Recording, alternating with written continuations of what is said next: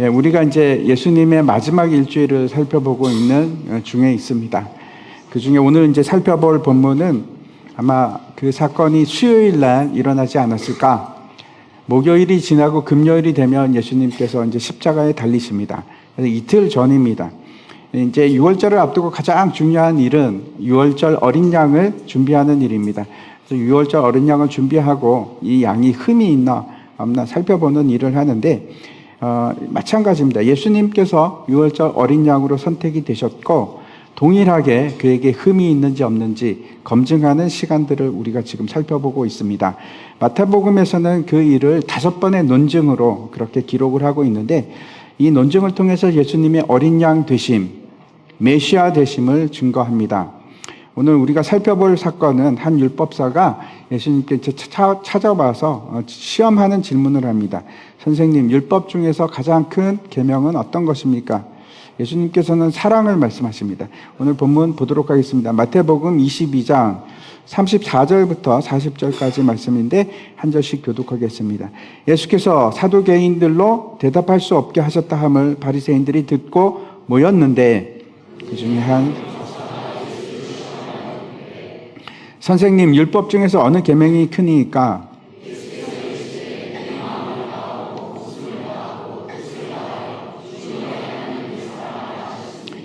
이것이 크고 첫째 되는 계명이요.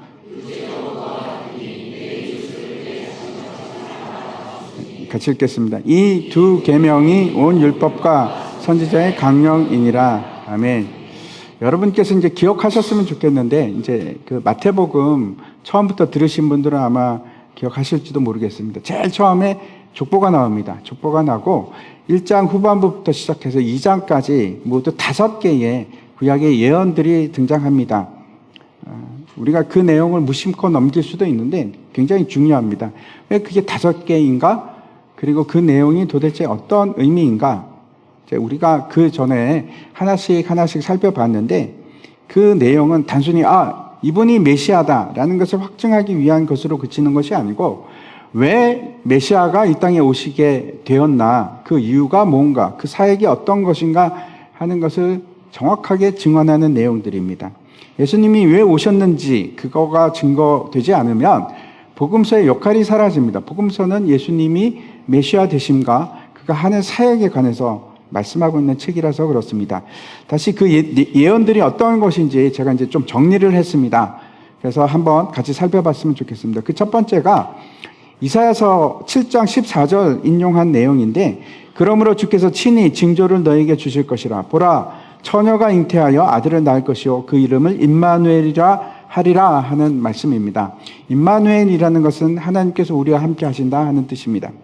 두 번째는 미가서 예언인데 베들레헴 에브라다야, 너는 유다 족속 중에 작을지라도 이스라엘을 다스릴 자가 내게로 나올 것이라. 이 예언 때문에 동방박사들이 베들레헴으로 가게 됩니다. 세 번째 예언은 호세아서 11장 1절 말씀입니다. 이스라엘이 어렸을 때에 내가 사랑하여 내 아들을 애굽에서 불러냈거늘. 이제 마태는 이 예언을 무엇과 연결시키는가 하면 헤롯이 예수님을 죽이려고 하죠. 그래서 예수님이 애굽으로 피신을 가십니다. 그리고 다시 돌아오는 그 사건을 이 구절과 연결을 시킵니다. 그리고 이제 네 번째는 예레미야 선지자의 글인데 31장 15절 말씀입니다. 여호와께서 이와 같이 말씀하시느니라. 라마에서 슬퍼하며 통곡하는 소리가 들리니 라헬이 그 자식 때문에 애곡하는 것이라. 그가 자식이 없어져서 위로받기를 거절하는도다. 이 말씀인데 헤롯 대왕이 2세 이하의 그 베들레헴 지경에 있는 모든 아이들을 처참하게 다 죽입니다. 예수님을 죽이기 위해서 모든 남자아이를 다 죽인 겁니다. 그 사건과 연관을 짓습니다. 그리고 이제 마지막 예언은 어떤 것인가 하면 그를 나사렛 사람이라 칭하리라 하는 예언인데, 이 예언은 사실 정확한 구절이 나오지는 않습니다. 가장 비슷한 구절이 어딘가 하면 이사야서 11장 1절인데 우리는 이 구절이 바로 그 예언이라고 생각을 합니다. 보시면은 이새의 줄기에서 한 싹이 나며 그 뿌리에서 한 가지가 나서 결실할 것이요, 이렇게 되어 있습니다. 여기 나사렛이라는 말은 나오지 않지만 한 가지, 저기 이제 하이라이트가 되어 있나요? 한 가지, 저 한 가지가 바로 이제 나제르라는 단어인데 나사렛과 거의 유사한 발음입니다. 그래서 이제 저 예언으로 봅니다. 분명히 이 내용들은 메시아의 특성과 메시아의 사역에 관한 내용이 틀림없습니다. 그렇다면 이 5가지 예언은 도대체 무슨 메시아의 사역을 말씀하고 있는 것인가 하는 걸 이제 제가 정리를 했습니다. 한번 보시기 바랍니다. 첫 번째 도표 보면 마태복음 1장과 2장 사이에는 나오는 5가지 예언, 지금 조금 전에 읽어드렸죠. 그 핵심 키워드만 제가 5개를 뽑았습니다. 그래서 기록을 했는데 첫 번째 예언은 임마누엘입니다. 두 번째는 내게서 다스릴 자가 나올 것이다. 다스릴 자가 누구죠? 왕이죠. 왕을 의미합니다. 세 번째는 사랑입니다. 사랑하여 내가 너를 애굽에서 불러냈다. 네 번째는 죽음입니다. 자식들이 죽은 사건이죠. 그리고 5번째는 나사렛 사람이라 칭함을 받을 것이다 하는 나사렛입니다.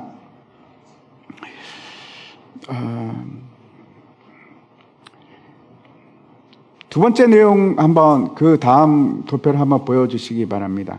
근데 이것이 어떤 의미인가? 임마누엘은 성전과 상관이 있습니다. 아니, 임마누엘과 성전이 도대체 무슨 상관이 있습니까? 라고 생각이 드실 수도 있는데 굉장히 깊은 상관이 있습니다. 하나님께서 이스라엘 백성들을 광야에 두시고 가장 처음에 두셨던 것이 성전입니다. 성막. 그때는 성막이라고 하죠. 그 성막이 어떤 의미입니까? 이스라엘 백성 가운데 내가 너희 가운데 함께 할 것이다 하는 것이 성막입니다. 그래서 실제로 그 성막 위에 항상 뭐가 있었는가 하면 구름 기둥이 있습니다. 하나님의 임재가 계속해서 40년간 떠나지 않고 그곳에 있었습니다. 근데 그것으로 끝나는 것이 아니고 이 성전은 하나님의 임재의 상징인데 그 하나님의 임재가 바로 예수님을 통해서 이 땅에 오십니다. 예수님이 성전이 되시고 예수님께서 우리 가운데 거하셨습니다. 그리고 임마누엘 하나님이 되셨고 그 예수님께서 뿐만 아니고 대제사장이 되셔서 지금은 하늘 보좌 우편에서 예수님께서 우리를 위해서 친히 중보하고 계십니다. 대제사장이 되셨습니다. 우리와 함께하는 분이 메시아이고 우리의 대제사장이 되시는 분이 메시아입니다. 그게 이제 성전이라는 임마누엘이라는 단어로 표현이 됩니다. 두 번째는 이제 다스릴 자, 베들레헴 에블라다야 너에게서 다스릴 자가 나올 것이라 하는 그것은 우리의 왕을 의미합니다. 그래서 오실 메시아는 어떤 분이신가? 우리의 왕이 되시는 겁니다. 우리를 통치하실 분이 메시아입니다. 세 번째는 호세아서의 예언인데 사랑하여 애굽에서 불러냈다 하는 것인데 이 예언은 메시아가 이 땅에 오셔서 하실 일에 관한 사역에 관한 말씀입니다. 하나님이 이 세상을 이처럼 사랑하사 독생자를 주셨으니 그리고 그 독생자가 바로 예수 그리스도신데 이 땅에 오셔서 우리를 사랑하시는데 끝까지 이 요한복음에는 그거에 대해서 뭐라고 말씀하시는가 하면 예수님께서 세상에 있는 자기 사람들을 사랑하시되 끝까지 사랑하셨다 그렇게 기록을 합니다. 그리고 그 사랑의 완성이 뭘까요? 십자가입니다. 십자가를 지심으로 그 사랑을 완성하셨습니다. 그리고 우리를 구원하셨습니다. 그 사랑으로 마치 애굽에서 불러내서 구원한 것처럼 이스라엘 백성들을 그렇게 구원하셨습니다. 네 번째는 헤롯 대왕이 자식들을 죽인 그 사건에 대해서 말씀하는데 예레미야서를 인용합니다. 놀라운 것은 그런데 이 실제로 예레미야 31장에 가면 슬픈 내용이 아닙니다. 죽음에 관해서 슬퍼하고 뭐 그런 내용이 아니고 어떻게 하는가 하면 그 내용을 읽어보십시오. 기뻐 외쳐라 그럽니다. 기뻐 외쳐라. 춤추며 즐거워하라. 이제 내 눈물을 멈추어라 하는 내용이 예레미야 31장의 내용입니다. 어떤 내용인가 하면 이제 슬픔은 끝나고 장래에 대한 소망 얘기입니다. 하나님께서 반드시 너희들을 다시 살리시리라, 너희를 회복시키시리라. 그 내용이 예레미야 31장의 말씀입니다. 어떤 겁니까? 부활입니다. 부활. 죽음으로 끝나지 않고 부활로 그 얘기가 끝이 납니다. 다섯 번째 사역은 나사렛 사람이라 칭하리라. 이 예언은 이제 뭘로부터 시작하는가 하면 이새의 줄기로부터 한 가지가 나올 것을 그 예언으로부터 시작합니다. 그게 자손 얘기입니다.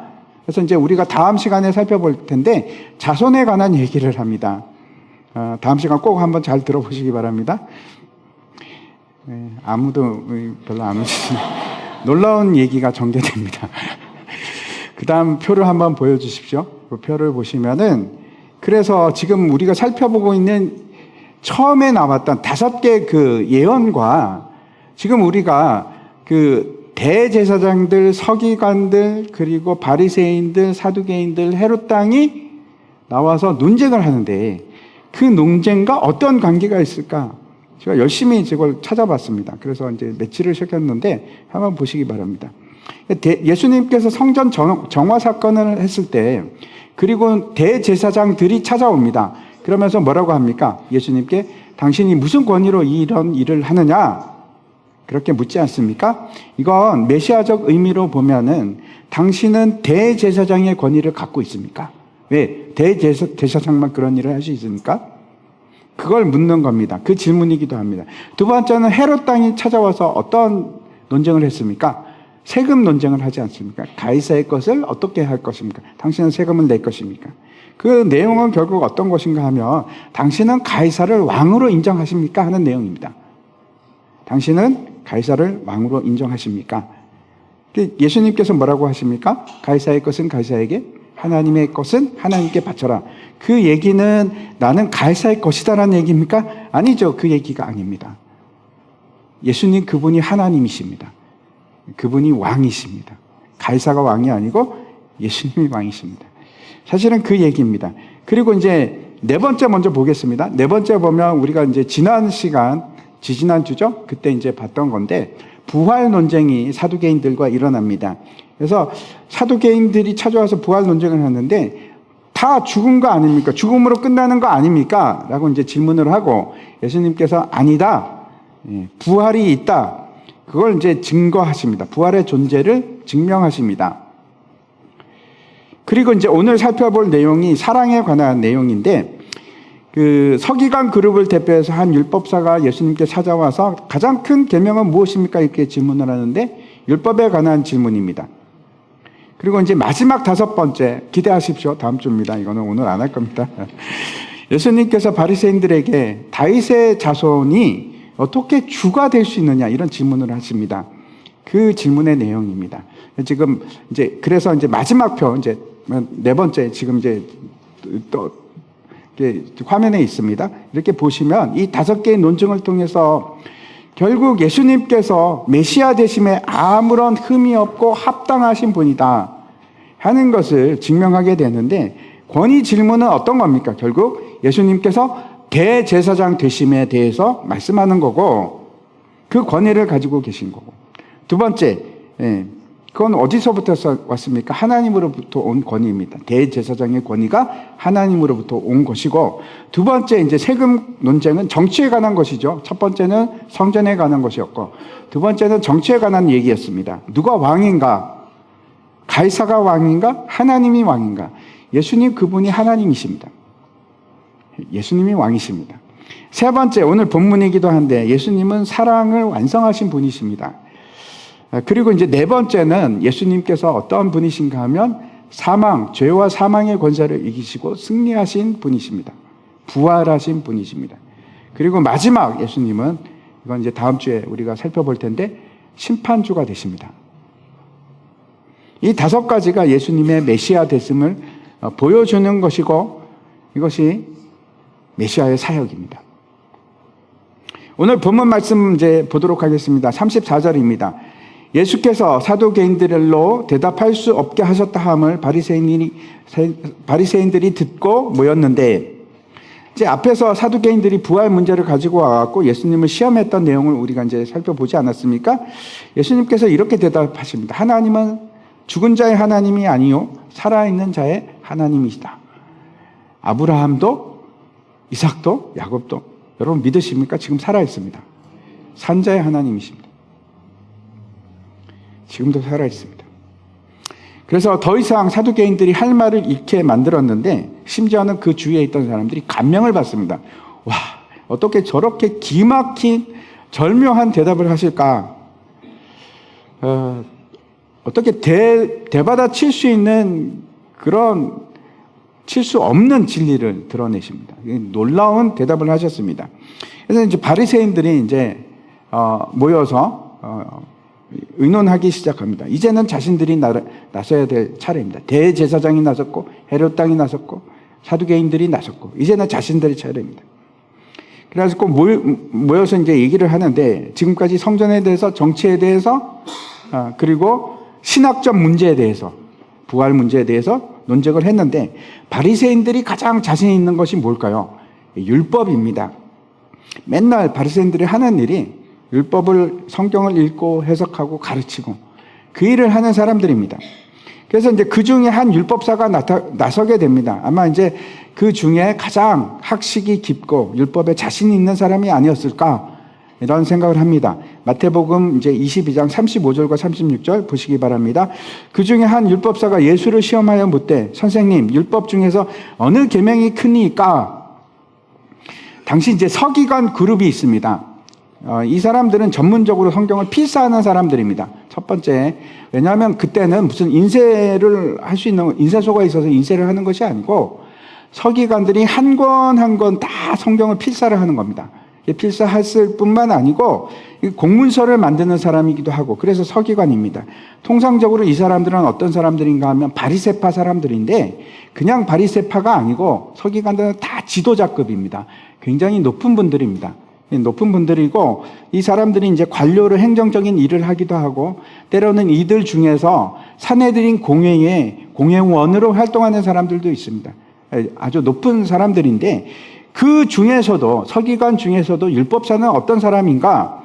헬라어로는 노미코스라는 단어를 사용하는데 이거는 전문적으로 율법만 그 박사입니다. 매우 박식한 율법에 대해서 박사를 가지고 있는 이런 사람입니다. 이 사람은 그래서 그 이제 영어 성경에는 변호사, 로이어 이렇게 번역을 합니다. 아무튼 이 율법사가 서기관 그룹을 대표해서 아마 그랬겠죠. 내가 자신 있습니다. 내가 가서 질문을 하겠습니다. 라고 했는지도 모르겠습니다. 근데 이 질문을 하는데 그냥 질문이 아니고 여기 보시면 시험하는 질문이었다. 이렇게 마태는 기록을 합니다. 분명히 그 시작은 어떤 거였습니까? 예수님을 함정에 빠뜨리기 위한 질문입니다. 하지만 그건 다는 아니고 왜 그런가 하면 이 시험하다 하는 단어가 두 가지 의미로 다 쓰입니다. 하나는 부정적인 그러니까 올무에 걸리게끔 하는 시험 그런 의미도 있고 또 하나는 긍정적으로는 테스트입니다. 실제 실력이 어느 정도 되는가 그걸 알아보기 위할 때도 이 단어를 씁니다. 아마도 이 질문을 할 때 이런 생각이었던 것 같습니다. 만약에 예수님께서 이 질문을 했는데 대답을 제대로 못했다. 그러면 이제 막 비난하고 궁지에 몰아넣기 위해서 막 그런 일을 했을 겁니다. 근데 한편으로는 이런 생각이 있는 겁니다. 야, 이게 보통 질문이 아닌데 이 질문에 어떻게 대답을 할까 하는 궁금증을 가지고 있었던 것으로 보입니다. 그 질문이 어떤 것인가? 선생님, 율법 중에서 어느 계명이 큽니까? 하는 질문입니다. 왜 이게 함정이 될 수 있을까요?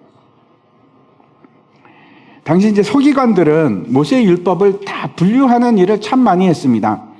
그래가지고 이제 분류를 해보니까 성경에 나오는 율법이 모두 몇 개인가 하면 613개 그렇게 이제 분류를 했습니다. 외우기 쉽지 않습니까? 이게 613개인데 그 중에 제가 이 말씀 안 드렸네. 부정적인 율법이 365개입니다. 외우기 쉽죠. 예. 하루에 하나씩 안 하면 됩니다. 이제 부정적인 거.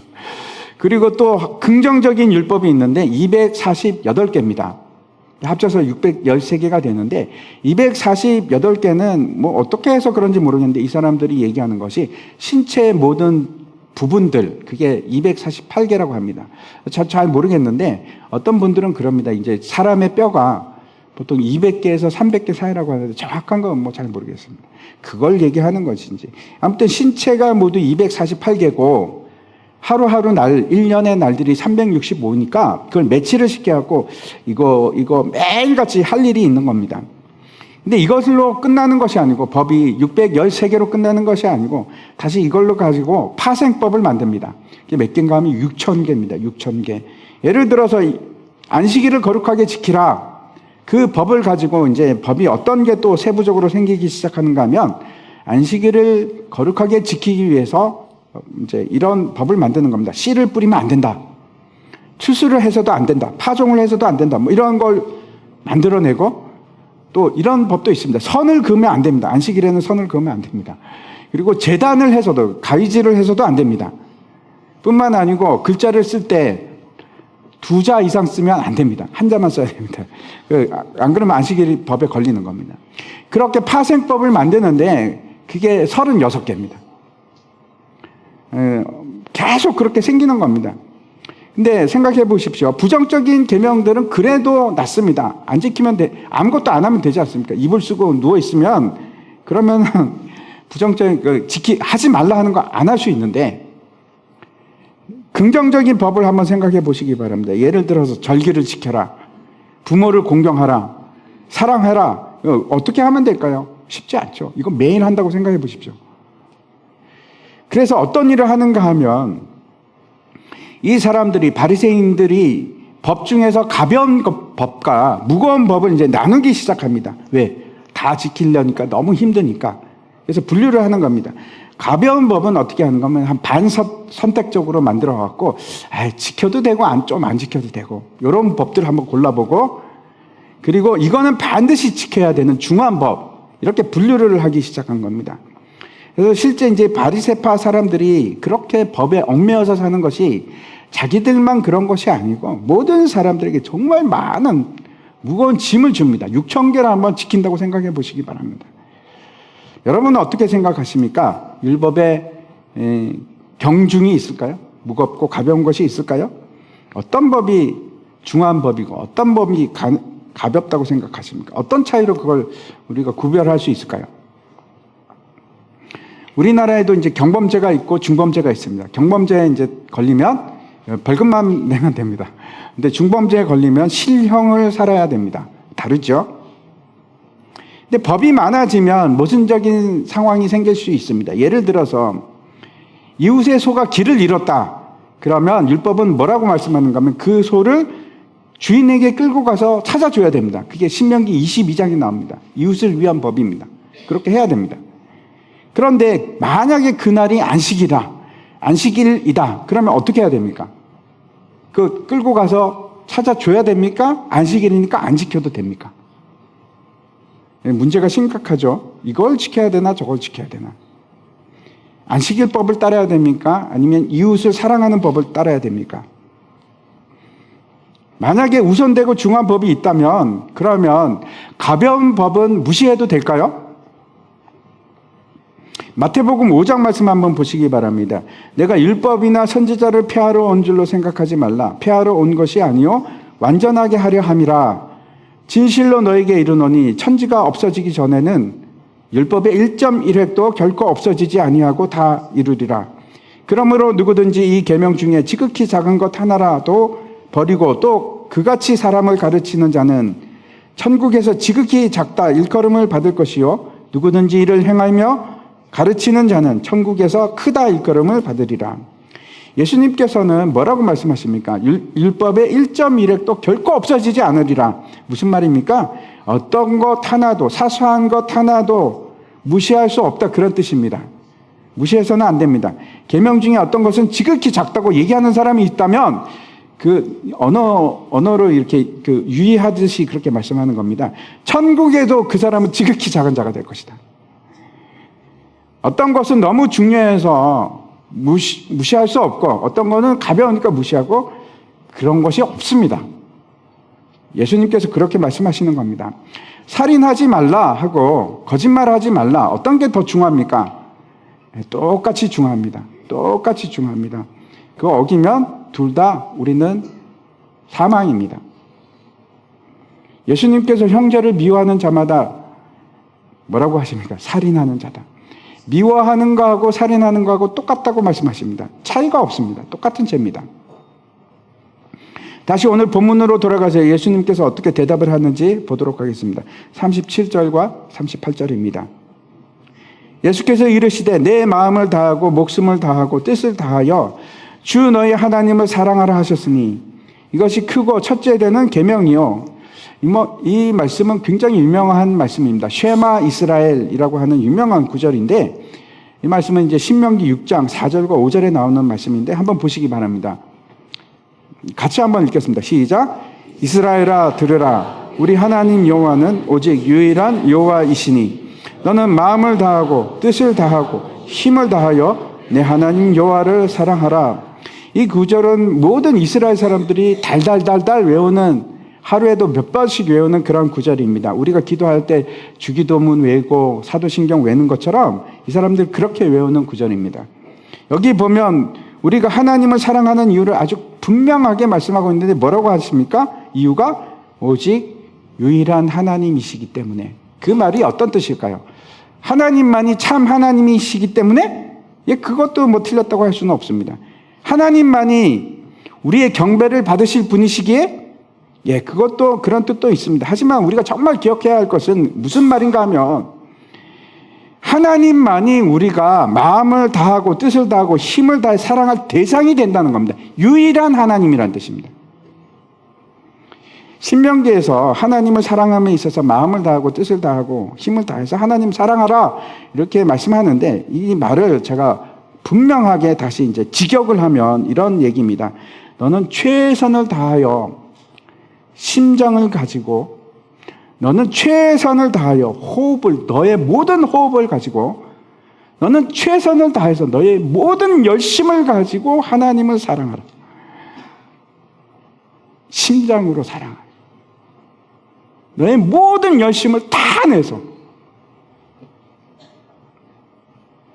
이건 어떤 뜻인가 하면 이 세상에 내 모든 심장으로 내 모든 호흡으로 내 모든 열심으로 사랑할 수 있는 대상은 있다 없다? 없다.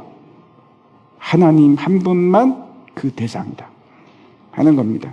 그래서 그 대상이 돈이 안 됩니다. 그렇죠? 돈도 안 되고 명예도 안 됩니다. 사람은 될 수 있을까요? 여러분 누군가를 이렇게 사랑해 보신 적이 있습니까? 연애하실 때 목숨을 다해서 내 심장을 가지고 내 모든 호흡으로 그렇게 사랑해 보신 적이 있으십니까? 그 사람이 될 수가 없습니다. 또 심지어 내 자신도 될 수 없습니다. 내 목숨보다 더 중요한 내 자식도 안 됩니다. 이것이 첫째가 된다고 예수님께서 말씀하십니다. 첫째가 된다는 뜻은 그래서 이것이 둘째나 셋째보다 더 중요하다, 크다 그런 의미가 아니라 이것이 가장 큰 기본이 되는 가장 큰 범주가 되는 것이다 그런 뜻입니다. 범주에 있어서 가장 크다는 뜻입니다. 여러분은 어떠십니까? 이 계명을, 이 명령을 잘 지키고 계십니까?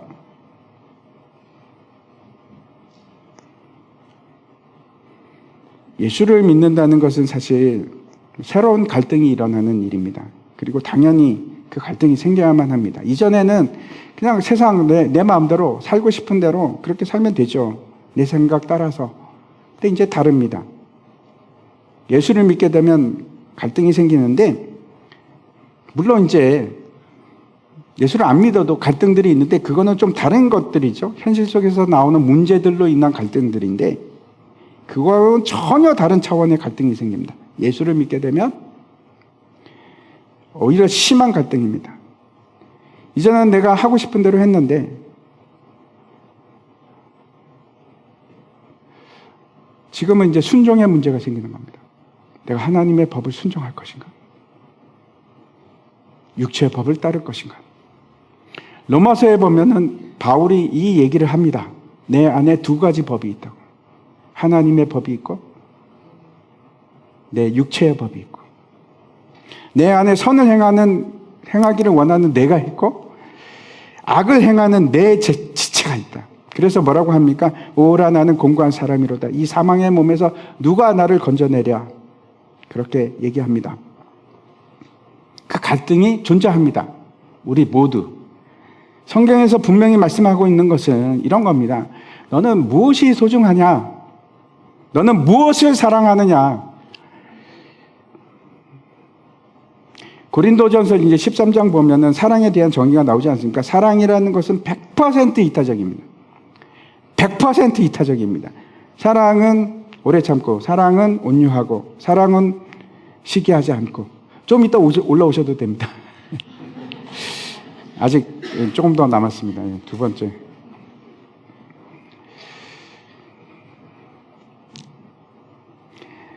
많은 사람들이 오해하는 것이 있습니다. 사랑을 하는 이유가 나를 위해서, 내 행복을 위해서, 내 기쁨을 위해서. 아닙니다. 잘못 이해한 겁니다. 사랑은 그런 거 아닙니다. 내가 저 사람을 사랑하면 내가 행복하겠지. 그래서 난 저 사람을 사랑할 거야. 그건 사랑이 아닙니다. 자식에 대해서도 똑같습니다. 나를 위해서 자식을 사랑하십니까? 내가 행복할 것 같아서? 내가 어떤 취미가 있는데 그걸 너무 사랑합니다. 내가 기쁘기 위해서? 그걸 우리는 보통 사랑이라고 생각하지만 성경이 말하는 사랑은 그런 것이 아닙니다. 많은 사람들이 이제 자존감이라는 단어를 좋아합니다. 많이 씁니다. 심리학자들이 그럽니다. 네 자신을 먼저 사랑하라. 그래야지 다른 사람을 사랑할 수 있다. 너무 좋게 들리지 않습니까? 너무 옳은 말 같이 그렇게 보입니다. 굉장히 맞는 것처럼 보이지만 성경적이지 않습니다. 왜 그렇습니까? 성경은 사랑을 그렇게 정의하지 않습니다. 사랑은 내 자신을 사랑하는 것이 아닙니다. 100% 이타적입니다.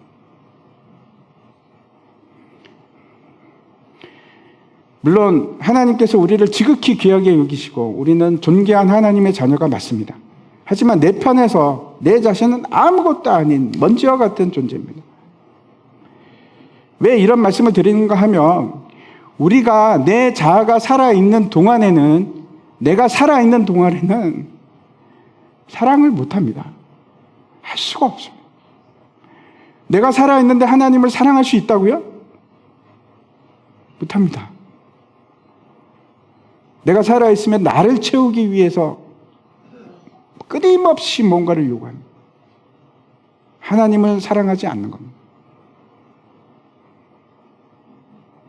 내 자아가 살아있는 상태로 내 자존감이 이렇게 큰데 하나님을 사랑할 수 있을까요? 다른 사람을 사랑할 수 있다고요? 그럴 수가 없습니다. 그 방법이 없습니다. 두 번째 예수님께서 말씀하신 것을 보시기 바랍니다. 마태복음 22장 39절과 40절입니다. 둘째도 그와 같으니 내 이웃을 내 자신같이 사랑하라 하셨으니 이 두 계명이 온 율법과 선지자의 강령이니라. 하나님을 사랑하는 것과 그 계명을 지키는 것, 이건 뗄래야 뗄 수가 없습니다. 두 번째라고 말씀하시는 것은 그래서 이거는 두 번째로 중요한가? 첫 번째보다 덜 중요한가? 그런 것이 아닙니다. 그런 것이 아니고 기본이 하나님의 사랑으로부터 시작하고 그것으로부터 온다는 뜻입니다. 내가 사람들을 사랑할 수 있는 것은 하나님을 사랑하지 못하고는 결코 이루어질 수 없는 겁니다. 하나님을 사랑하면 하나님의 마음을 알게 되고 하나님의 그 백성들을 사랑할 수 있는 마음이 생길 수밖에 없습니다. 당연히 내 안에 그리스도의 심장이 있으면 그러면 하지 말라고 해도 내가 사람들을 사랑하게 되는 겁니다. 내 몸같이. 우리는 어떤 사람들인가 하면 하나님의 형상으로 지음을 받은 사람들입니다. 저만 그런 게 아니고 여러분에게도 하나님의 형상이 다 있습니다. 막 희미해지고 빛발하고 잘 보이지 않을 수도 있을지 모르겠습니다. 그런데 저도 그렇고 여러분도 그렇고 하나님의 형상입니다. 그걸로 만들어졌습니다. 그래서 우리가 하나님을 사랑한다면 하나님의 형상을 가지고 있는 여러분, 저를 사랑할 수밖에 없습니다. 무시하고 버릴 수 없습니다. 그래, 저분도 하나님의 형상을 가지고 있는데 저분도 그런데 이 말씀을 이제 사실 이제 레위기 19장 18절 말씀을 인용한 것인데 한번 보도록 하겠습니다. 원수를 갚지 말며 동포를 원망하지 말며 내 이웃 사랑하기를 내 자신과 같이 사랑하라. 나는 여호와이니라. 원수를 갚지 말고 동포를 원망하지 말고 사랑하라. 내 이웃 사랑하기를 내 자신과 같이 하라. 이 말에서 우리가 알 수 있는 것이 이런 겁니다. 이웃과 나는 한 몸이 되는 거죠. 한 공동체가 되는 겁니다. 지체입니다. 저와 여러분이 한 몸이 돼서 내 몸을 사랑하는 겁니다. 같은 지체라서. 예수 그리스도 안에서 같은 지체라서. 구별할 수 없다. 이렇게 얘기하는 겁니다. 그리고 이것이 온 율법과 선지자의 강령이다. 이렇게 말씀하고 있습니다. 온 율법과 선지자는 무슨 뜻입니까? 율법서와 선지서를 합쳐서 구약 전체를 얘기하는 거죠. 그래서 구약 전체의 강령이라는 것은 핵심, 기본, 근본 그런 뜻입니다. 요약 그런 뜻입니다. 다시 말씀드려서 모든 구약을 요약하면 사랑이다. 그게 온 율법과 선지자의 강령이라고 그렇게 말씀하고 있습니다. 다시 말씀드리겠습니다. 사랑이 모든 법의 기본이고 핵심입니다. 그 법이 십계명이 되었던 어떤 법이 되었건 그 법의 중심은 사랑입니다. 하나님의 법과 세상의 법은 너무나 많이 다릅니다. 이제 세상에 이제 여러 가지 법이 있지 않습니까? 세금법도 있고, 교통법도 있고, 여러 가지 법이 있는데, 여러분은 혹시 세금 낼 때 어떻게 하십니까? 너무 사랑해서 세금 내십니까? 아니면 어떻게 해도 절세하려고, 한 푼이라도 안 내려고 그렇게 하십니까? 신호등 이제 빨간불이라서 서 있으면서 지나다니는 운전자들 보면서 너무 사랑해서 가만 서 있으십니까? 아니면 벌금 물까봐 가만 서 계십니까? 그렇게 다릅니다. 세상의 법과 하나님의 법은 그렇게 다릅니다. 우리가 순종하는 이 하나님의 법은 차원이 세상의 법과는 전혀 다릅니다. 그래서 저는 가끔 막 세상의 법과 하나님 법을 믿기 막 같이 얘기하면 저는 막 되게 혼란스럽습니다. 우리의 법은 그런 거, 아니 세상의 법을 가지고 하나님의 법을 어떻게 매치를 시키지?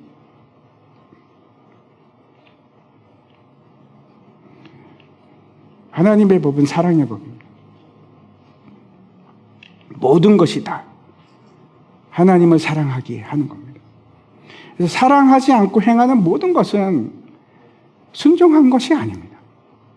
아무것도 아닙니다. 심지어는 고린도전서에서 뭐라고 합니까? 네 목숨을 내어줄지라도 사랑이 없으면 아무것도 안 돼요. 아무것도 안 돼요.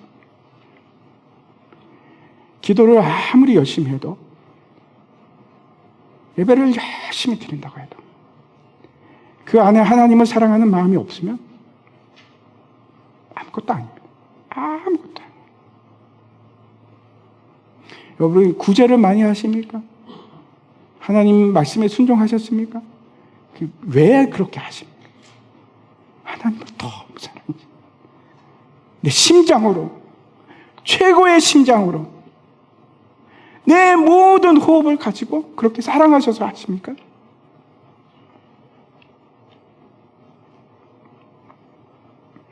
예수 믿는 것의 본질에 대해서 예수님께서 지금 말씀을 하시고 계시는데, 다시 한번 우리 처음부터 한번 생각해 보시기 바랍니다. 예수 믿는 것, 신앙생활 가장 중요한 게 어떤 것입니까? 본질을 한번 생각해 보는 겁니다. 여러분 예수 믿는 것이 어떤 것이라고 생각하십니까? 저는 굉장히 많은 사람들이 이렇게 생각한다고 생각합니다. 그냥 겉보기에 그냥 주일 성수하고 예배 드리는 것이 신앙생활에서 가장 중요한 것이다 라고 혹시 생각하십니까? 신앙생활은 역시 기도하는 거지. 신앙생활은 역시 말씀을 많이 보는 거야. 혹시 여러분 주일날 예배 드리는 것이 여러분 신앙생활에서 가장 중요한 본질입니까? 이게 핵심입니까?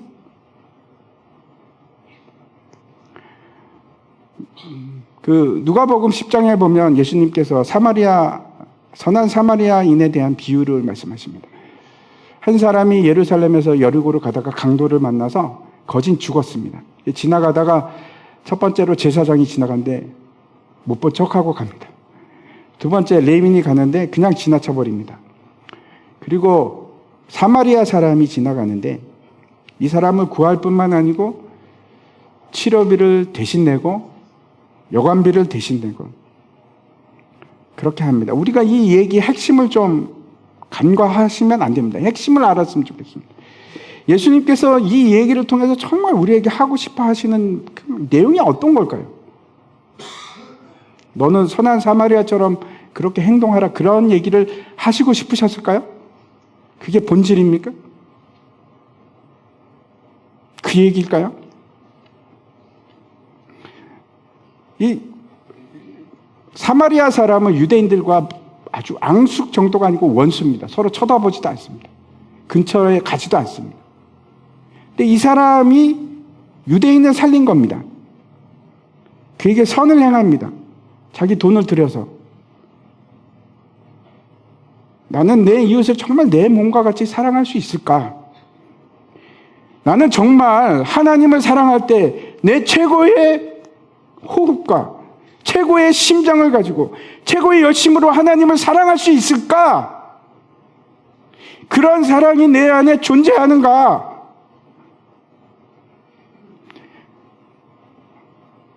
어쩌면 이 선한 사마리아인의 비유는 불가능에 관한 얘기입니다. 못하는 겁니다. 우리는 못합니다. 그런 사랑이 없잖아요.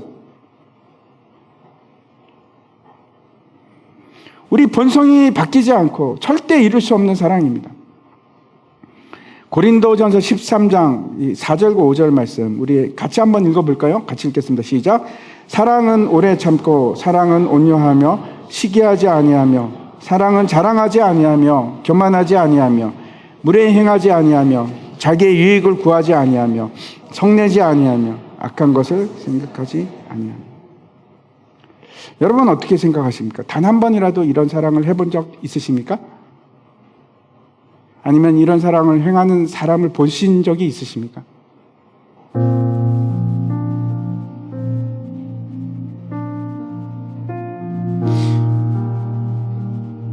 우리가 우리 최고의 심장으로 우리 최고의 호흡을 가지고 우리의 최고의 열심으로 하나님을 사랑하는 게 가능하십니까? 가능할까요?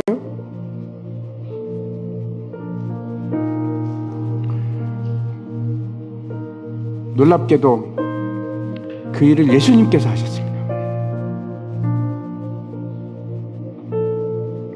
그 사랑을 예수님께서 완성하신 겁니다. 그래서 예수님은 율법의 마침이 되셨습니다. 로마서 10장 말씀 한번 보시기 바랍니다. 그리스도는 모든 믿는 자에게 의를 이루기 위하여 율법의 마침이 되시니라.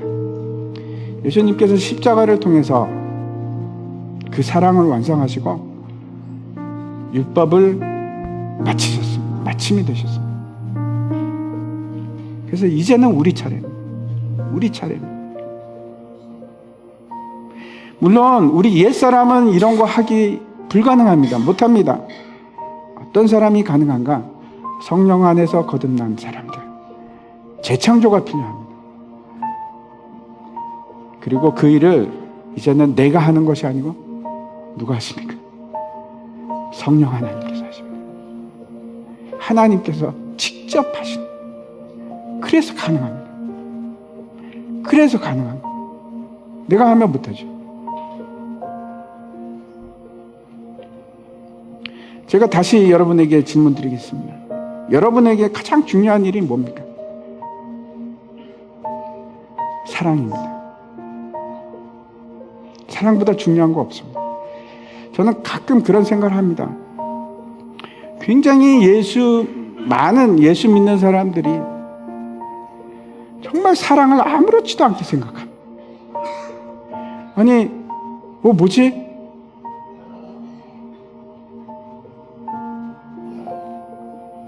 저분은 사랑을 생각하지 않는 건가? 어떻게 저렇게 무례하게 말씀하실 수 있지?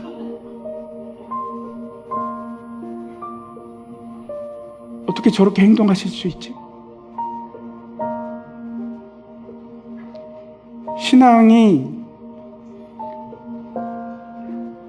우리의 신앙이 바리새인과 다른 이유는 그 속에 사랑이 있기 때문인데, 사랑이 없으면 아무것도 아니에요. 정말 아무것도 아니에요. 여러분이 무슨 짓을 하건 그거는 율법을 이루는 것이 아닙니다. 순종하는 것이 아니라고.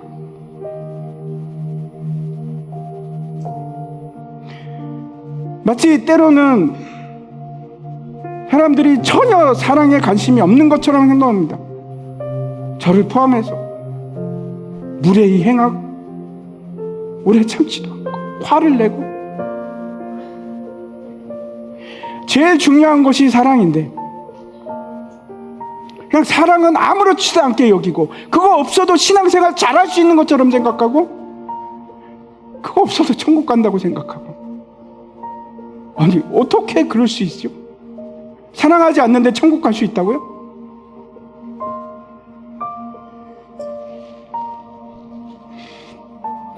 사랑하지 못하면 예배를 드려도 예배가 아닙니다. 선한 일을 해도 그 아무것도 아닙니다. 아무것도 아닙니다. 하나님의 법이 사랑의 법이라서 그렇습니다. 그냥 사랑입니다. 모든 법이 다 사랑입니다.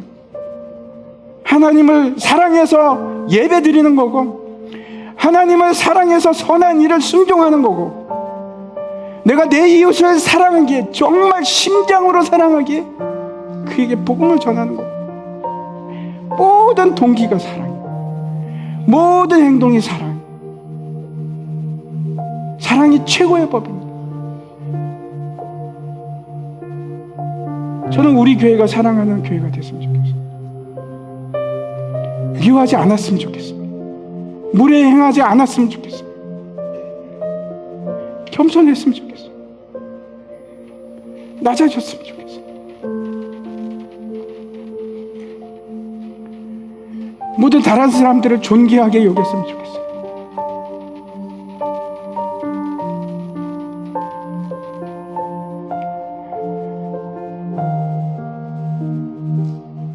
그것이 율법입니다. 다 함께 일어나셔서 우리 같이 찬양하도록 하겠습니다.